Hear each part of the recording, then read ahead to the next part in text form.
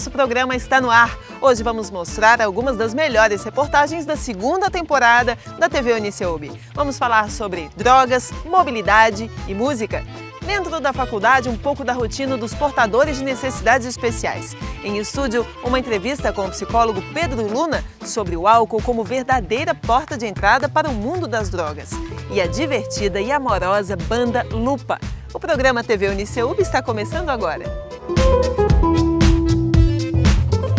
Qualquer pessoa sonha em levar uma vida produtiva, trabalhar, conseguir sua própria independência financeira e contribuir com o mundo à sua maneira. Com os portadores de necessidades especiais, é claro que não seria diferente. E o Uniceub ajuda a realizar parte desses sonhos. Veja na reportagem do aluno de jornalismo Diego Veiga como funciona o Núcleo de Apoio ao Discente no trabalho de recepção e inclusão dos alunos.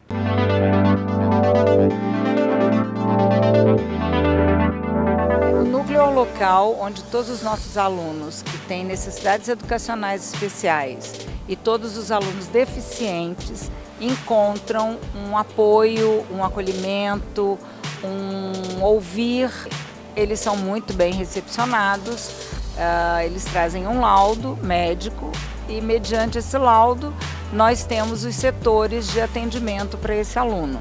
Então, dependendo da situação dele, ele é atendido pelo NADAI, que é específico para atendimento de deficientes, com a professora Ana Regina, e o NADAP, que é o apoio psicopedagógico, que é com a professora Petronília. Então, o CEUB tem um diferencial, sim, pelo atendimento afetivo, principalmente, pela competência dos nossos professores, né, os nossos dirigentes de cada núcleo específico, e nós contamos também com o CENFOR, que é o Centro de Formação, que fica no Edifício União, no setor comercial, onde os nossos alunos são encaminhados para atendimento psicológico. Professora Ana Regina, dentro do NAD, a senhora trabalha dentro do NADAI. Como é que funciona a sua área? A nossa área funciona assim. Trabalho com a deficiência física, onde a gente tem uma logística de infraestrutura para os alunos, com a deficiência intelectual, onde cada aluno tem um atendimento individualizado. Na deficiência visual, os alunos que têm baixa visão, as provas são ampliadas, às vezes eles necessitam de ledores e de transcritores. Os cegos, que nós temos as tecnologias assistivas. No que se refere aos deficientes auditivos, nós temos os intérpretes de Libras, atendemos também os alunos com as deficiências múltiplas. Às vezes o professor encaminha o aluno porque percebe algo diferente dentro da sala de aula, o rendimento dele não está adequado, então o professor encaminha para descobrir se tem algum transtorno. Professora, eu como cadeirante aqui no CEUB me locomovo muito bem, mas para quem está em casa, como a senhora fala da estrutura física aqui? A nossa estrutura física, ela tem um plano de acessibilidade. Então, na medida que os alunos vão ingressando, eles já vão encontrando em alguns prédios, né? Assim, os elevadores, as rampas de acesso, o piso podotátil para o aluno com deficiência visual, no caso da deficiência física, a locomoção, onde ele pode se segurar. Professora, dentro do NAD, a senhora trabalha no NADAP. Explique mais sobre a sua área. O NADAP é um núcleo de apoio psicopedagógico. Neste núcleo, nós recebemos alunos que apresentam várias fragilidades e que essas fragilidades impedem, de alguma maneira, frequência às aulas, relacionamento em sala de aula, com colegas, com professor. Né? Dentro dessas fragilidades, tem alunos que têm transtornos ansiosos, depressão, transtorno do pânico, TDAH, que é o déficit de atenção, autismo. Professora, para a senhora, como é trabalhar dentro dessa área aqui no CEUB? É um trabalho gratificante, de muita alegria. Os alunos, eles se sentem acolhidos, eles se sentem atendidos nas suas necessidades. A gente forma uma relação afetiva muito agradável, então eles ficam inteiramente à vontade, já que eles não são expostos nas suas dificuldades ao sigilo entre coordenação, professor e o NAD. Então eles se sentem bastante seguros com o nosso acolhimento. Eu nasci com uma deficiência muito rara, né, descoberta ano passado pelo SARA. É uma deficiência física que está associada com a deficiência visual, que é praticamente cegueira, né? E eu decidi fazer direito porque, primeiramente, através do direito, o direito tem várias áreas. Então, através dele eu posso ir para um ambiental, eu posso ir para direitos humanos. Duda, me conte mais sobre sua rotina aqui no CEUB. No CEUB eu venho praticamente todos os dias de manhã. Minha mãe me acompanha, sempre me acompanhou. E à tarde, no estágio obrigatório do STJ, que ela também me acompanha. E aqui no CEUB a gente tem o núcleo de atendimento, né? Que realmente eu vim para cá, para o CEUB, eu vim transferida de outra universidade que não tinha acessibilidade, justamente buscando uma acessibilidade maior.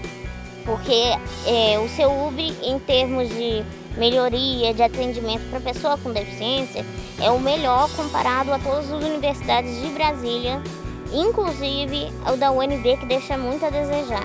Então aqui eu tenho apoio no núcleo da professora Ana Regina, que é especializada no deficiente visual, porque não é qualquer um, não é simplesmente você pegar e jogar uma pessoa. A pessoa tem que saber aplicar, a pessoa tem que saber ler, então a pessoa ela tem que ser uma pedagoga realmente. Duda, como é para você estar se formando e você já está quase entrando no mercado de trabalho, apesar de tudo, né? Todas as dificuldades. Olha, é um alívio, mas é também um desespero, porque final de curso não é fácil para ninguém. Então a expectativa é muito grande e a independência também. A independência, assim, de você ter o seu próprio dinheiro, de você saber que aquele dinheiro é fruto de um trabalho, que é o que acontece já no estágio, que veio de você, sabe? Ninguém te deu, você conquistou. Isso que é o diferencial. Acho que a coisa mais importante, principalmente que eu falo nas minhas palestras do projeto Quebrando Barreiras, é você acreditar no seu sonho e saber que nada na vida é fácil. Entretanto, não é impossível, né? Santo Agostinho falava que o impossível resiste nas mãos inertes daqueles que não tentam mudar a sua realidade, daqueles que não tentam ajudar o próximo, porque o ser humano não é uma ilha, ninguém vive sozinho. Todos nós precisamos um dos outros. E eu acho que quando você joga o seu coração nos seus sonhos, nas suas dificuldades, por mais que seja difícil e por mais que existam derrotas no seu caminho, no final você vai perceber que o caminho que te levou até a vitória se transformou, né? Transformando a nós mesmos, a cada um de nós por dentro, nos tornando pessoas melhores a cada dia.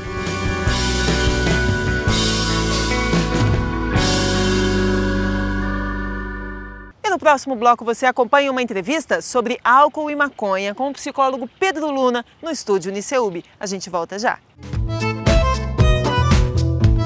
Estudos científicos mostram que a porta de entrada para as drogas pesadas não é exatamente a maconha, mas o álcool. Vilão invisível, legalizado, aprovado pelos círculos sociais, a bebida é capaz de iludir, enganar e matar algumas das pessoas que nós mais amamos. Se você tem um parente ou um amigo que está começando a passar dos limites com o álcool, preste atenção à entrevista a seguir com o psicólogo Pedro Luna no estúdio UniCEUB.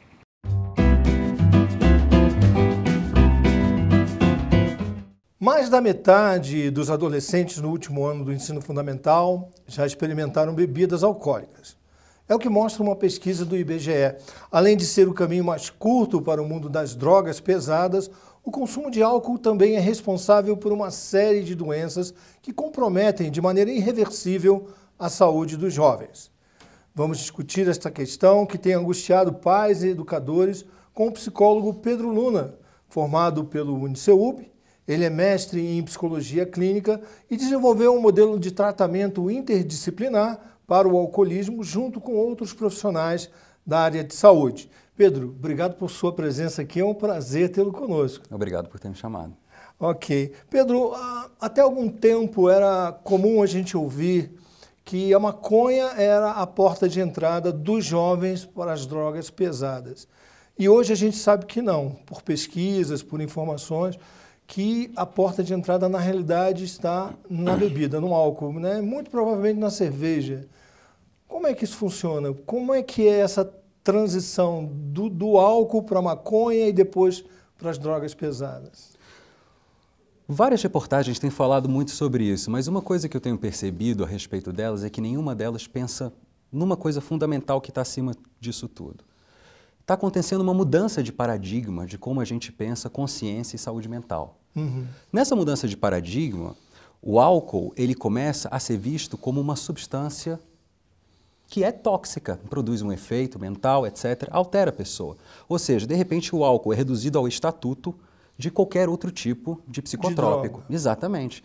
E, simultaneamente, a maconha e algumas outras substâncias, elas vão sendo redescobertas pelas suas capacidades e características farmacêuticas e medicinais. Então isso muda como a gente percebe o uso dessas substâncias e a gente de repente consegue tirar o álcool daquele lugar super confortável que ele tem, tradicional na cultura. Porque ele é socialmente aceito, né? É uma droga socialmente aceita. O povo está fazendo cerveja no Egito há 4.000 anos atrás. É verdade. 10.000 anos atrás, ou você fervia a água ou você fermentava ela para o álcool matar as bactérias. Havia populações inteiras que bebiam álcool sem parar. Na Europa mesmo, né, no período medieval, em que tinha muito problema de transmissão de doenças, a cerveja, né, era uma forma de escapar da cólera, principalmente do cólera. Né? Era uma forma de escapar do cólera, era utilizado como antisséptico, era utilizado como uma forma de você facilitar a entrada com contato com conteúdo, né? A gente bebe, fica afetivo, isso era usado também. Whisky quer dizer água da vida, em escocês. Então essa era a importância que o álcool tinha no continente europeu. Agora, esse consumo tem sido exagerado. Aqui em Brasília, né, a gente nota isso, que esse consumo tem sido exagerado. Os jovens têm, de alguma maneira, passado dos limites. Como é que a gente faz? O que a sociedade pode fazer para que isso não se transforme num problema de saúde pública mesmo? Se é que já não é. Então, eu acho que uma das primeiras coisas que a gente tem que fazer é fazer esse último passo que você fez. É um problema de saúde pública. A gente tem um problema sério com o alcoolismo.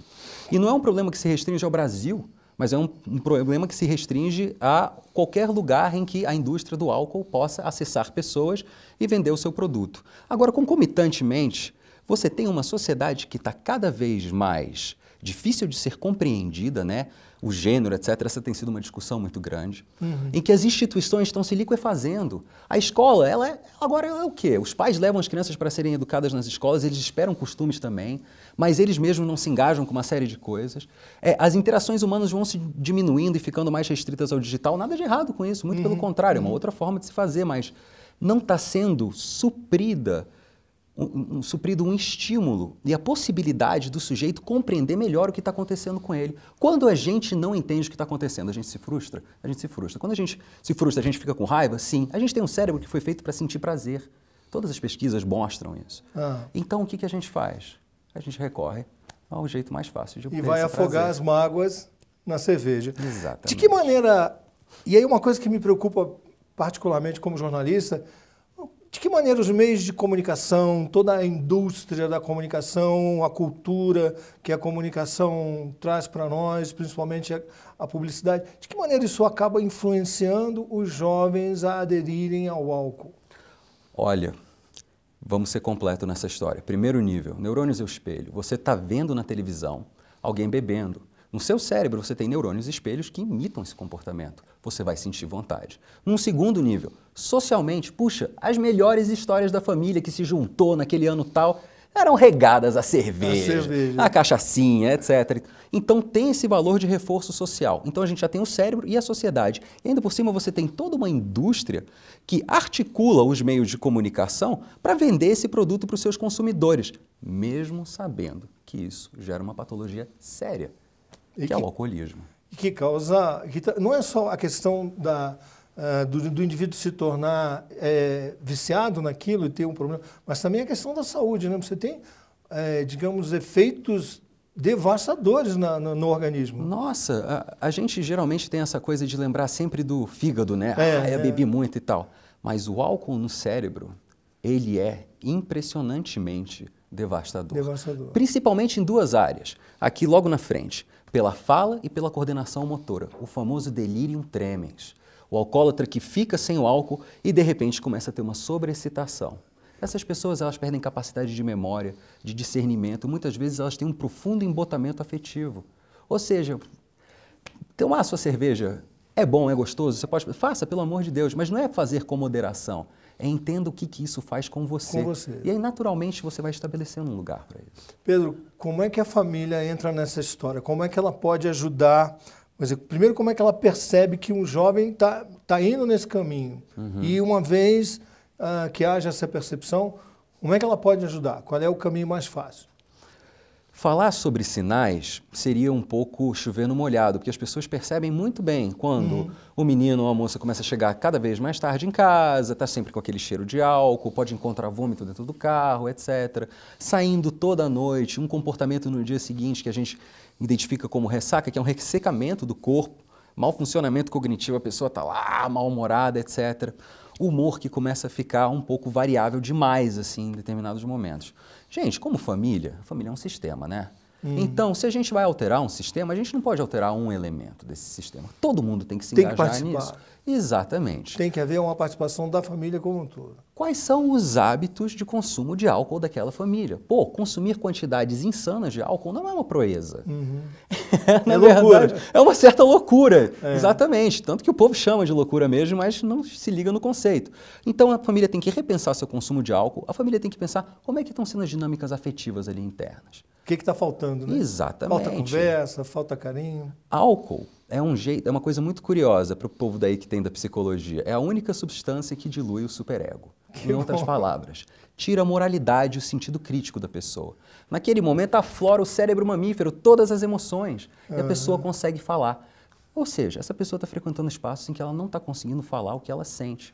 Aí ela vai buscar a bebida. Exatamente, entre outras coisas. Pedro, cara, foi bom demais. Puxa, que isso. Vou te chamar aqui outras vezes para a gente conversar sobre esses assuntos que, na verdade, interessam a todos nós e estão aí, né? São problemas que estão diante de nós o tempo inteiro. Muito obrigado. O Estúdio Uniceub deste domingo fica por aqui.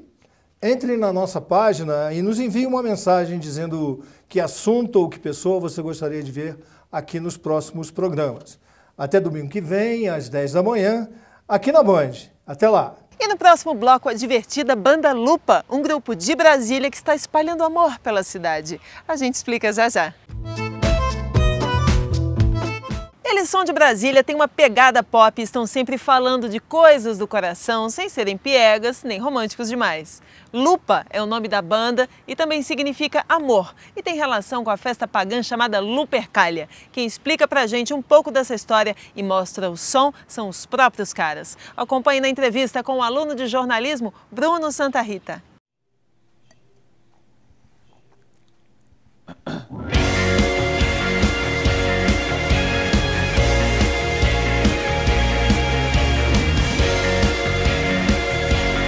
Então, galera, conta pra gente como é que vocês se conheceram, como é que surgiu a Banda Lupa? Bom, eu e o Múcio, nós somos primos e há uns 3 anos mais ou menos, acho que uns 3 anos por aí, o meu pai abriu um pub aqui em Brasília. E aí há uns 3 anos a gente abriu esse pub e aí o Múcio, sendo meu primo, ele soube que o tio dele, né, tinha conseguido abrir esse negócio. Levemente interesseiro. E aí a gente passou a se aproximar um pouco mais por conta da música do que pela família mais só. Aí ele já tinha uma banda com o Lucas, e aí quando a gente se conheceu os três, a gente decidiu abrir a nossa banda mesmo, do jeito que a gente sempre sonhou, e foi assim que surgiu a Lupa. E como é que vocês caminharam dessa banda que estava lá naquela junção, na construção daquele pub, porque a Lupa é hoje, para as temáticas que vocês trabalham e tudo mais? Com muita porrada e muita coragem. A gente fez o nosso primeiro show quando a gente tinha oficialmente 5 dias de banda. E todos os nossos passos desde então são assim num limiar tênue entre as decisões tomadas em susto e as decisões que são extremamente calculadas. Eu particularmente gosto das coisas que são feitas no susto. Sobre o nome, esse nome veio pra mim quando eu tava na Itália, eu tava fazendo um passeio em Pompeia, nas ruínas da cidade. Me perdi do grupo que tava comigo e eu comecei a zanzar pela cidade e eu achei um prédiozinho, uma casinha assim, que a porta tava toda esculpida e em cima assim tava escrito Lupanário. Aí eu olhei aquele negócio e falei, oxe, o que é isso? Comecei a entrar lá na casinha e aí conforme eu fui analisando assim o ambiente, nos cantos assim das paredes você via como se fosse num drive-thru de restaurante, tipo um menu. E eram retratos de mulheres e homens em cenas maravilhosas assim de amor, né? E aí eu falei, gente, que negócio estranho, gostei muito daquilo, saí andando, reencontrei com um grupo, encontrei o guia da discussão, falei, cara, me perdi e eu cheguei no Lupanário. E aí ele desandou a rir da minha cara. Aí o que tá acontecendo? Ele falou, então, o Lupanário era o prostíbulo de Roma. Aí eu, mas por que Lupanário? Lupa é loba, né? Aí ele, em Roma antiga, tinha um grande festival que chamava Lupercalia, que era um festival em homenagem ao amor e à fertilidade. Eram dias e dias de celebração e as estrelas dessas noites eram as lupas, que eram as prostitutas romanas. E elas simbolizavam o amor, a entrega, a ausência de limites e a euforia. E eu falei, cara, é disso que a gente fala, é disso que eu quero falar, é disso que eu quero viver. Lupa é amor. Assim, até uma ideologia que a gente prega um pouco, por toda essa questão da gente conseguir mostrar o amor numa forma mais crua, que nem a gente gosta de mostrar, entendeu? Inclusive a foto que tá na capa do nosso CD é a gente despido de qualquer barreira. A gente tá literalmente pelado e pintado de rosa, como se fosse um sinal de mostrar que assim, não existem máscaras, que a gente tá aqui entregue e é do jeito que vocês estão vendo, e sempre vai ser assim. E me conta, como é que vocês se sentiram no dia de tirar a foto? Ali, quando vocês tiraram a roupa e se pintaram de rosa, como é que foi? Eu gostaria que o Lucas começasse primeiro isso daí. Não, então, Explica pra gente. Então, é um processo que pode ser, de certa forma, constrangedor, só que não foi em nenhum aspecto, entendeu? Então a gente tava tão por dentro dessa ideia e tava todo mundo numa vibe tão certa, assim, e harmônica, que quando elas chegaram e falaram assim, então galera, tirem a roupa e a gente trouxe essa lata de tinta. A gente fez assim, ok. O nosso encarte, ele é como se fosse a desconstrução nossa. A gente começa se apresentando como uma banda normal, todo mundo bonitinho, assim, vestido. E a gente vai... as músicas estão sendo... Tem as letras, né? E durante, no decorrer das músicas, a gente vai, tipo, aparece primeiro vestido, depois, sem as roupas, e aí com uma faixa da tinta pra mostrar ela começando a se misturar com a gente, e no final a gente tá na foto que é a nossa capa, e aí vocês podem colocar agora. É literalmente a gente tirando essas barreiras que existem pra se apresentar da forma mais frágil que existe, que é a forma real, é você entregue. Então, eu tô vendo que o trabalho de vocês tem muito de tirar as máscaras, né? De mostrar pro público quem a gente realmente é. Então nós somos essa geração mais aberta, mais clara, né? A gente se considera isso, né? O que vocês acham disso? Eu acho que a gente teve realmente, assim, sorte na loteria da vida de poder ter vindo nessa época e poder se permitir, né? Glorioso Lulu Santos naquela época já prevendo, né? Da gente poder se abrir e mostrar o que a gente realmente sente. As famílias dos nossos amigos, as gerações para trás, a gente vê que é uma rixa eterna das pessoas com as outras e pior que isso com elas mesmas, né? Porque a coisa mais difícil que você tem é de você lutar contra você mesmo.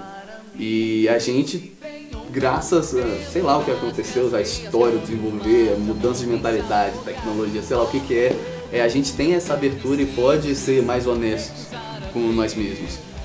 Inclusive o clipe que a gente soltou bate justamente nessa tecla, né? Pra encerrar, quais são os próximos projetos que vocês têm em mente? Lançamentos, shows? O que vocês pretendem fazer daqui pra frente com a banda? A gente acabou de lançar o álbum na sexta agora. Estamos felizes pra caramba. Estamos felizes pra caramba. E agora nosso objetivo é simplesmente rodar esse Brasil inteiro para conhecer todo mundo que apoia a gente. Dia 21 de maio agora a gente vai ter o lançamento do nosso CD no Festival Lupercalia. Nosso festival que a gente está produzindo. Tem ouro em Brasília tem tanta gente boa produzindo coisa aqui e a única coisa que falta é as pessoas perderem medo, saírem de casa e conhecer galera. Isso está acontecendo nesses últimos 2 anos e, honestamente, a gente nunca viu uma movimentação tão grande quanto está tendo agora. Então valorizem as bandas da sua cidade, conheçam elas, porque vale muito a pena, viu? Vai sair muita coisa boa daqui, de verdade. Muito obrigado. Justo quando eu te quero mais, e o tempo insiste em parar, e o que você faz? Fala no meu ouvido tudo o que eu quero ouvir. Tirou de mim, não vai fácil assim, então promete não parar. E se eu te implorar, para de me olhar e me amarra em você. Você nem imagina quanto tempo que eu sei tirar de mim. Não vai ser fácil assim, então não para, não para. Muito bacana a Banda Lupa, né? Se você quiser rever esta reportagem, é só acessar as nossas redes sociais. Nós estamos no Instagram, no Facebook e no YouTube. Na semana que vem a gente se encontra de novo aqui na Band. Para você um excelente domingo, divirta-se e até lá.